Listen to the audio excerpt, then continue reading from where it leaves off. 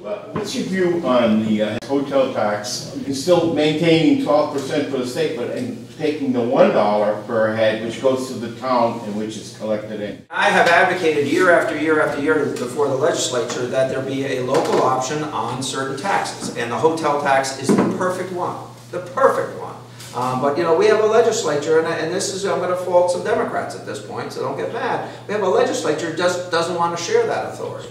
But if you wanted to and you know, you've got a lot of hotel rooms here. Let's be honest. As a concentrate, you have a community of 18,000 people. If you divide your population by the number of hotel rooms, you have more hotel rooms than anybody else in the state.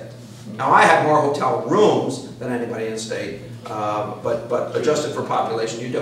Why? And you, by the way, when there's a problem at the hotel, whose police respond?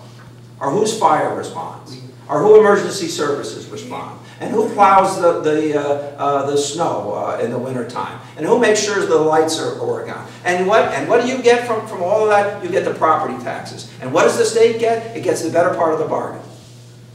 And so you need to understand that if I'm your governor, I'm going to give you the option to decide what that tax should be in your community. What's my tax policy? My tax policy is that Connecticut can maintain a competitive advantage at the same time that we maintain our service level.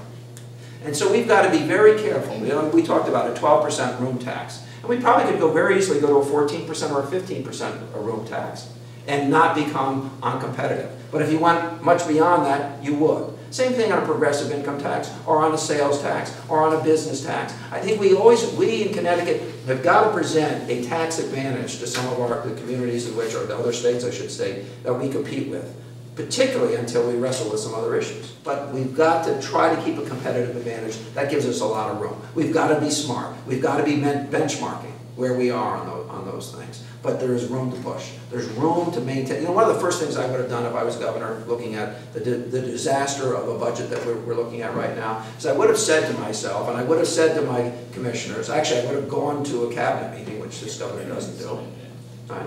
And I would have said, I want a bottom line on what it takes to maintain the safety net. That's our start. Those who are least among us must be maintained. And then let's build a budget from that point on.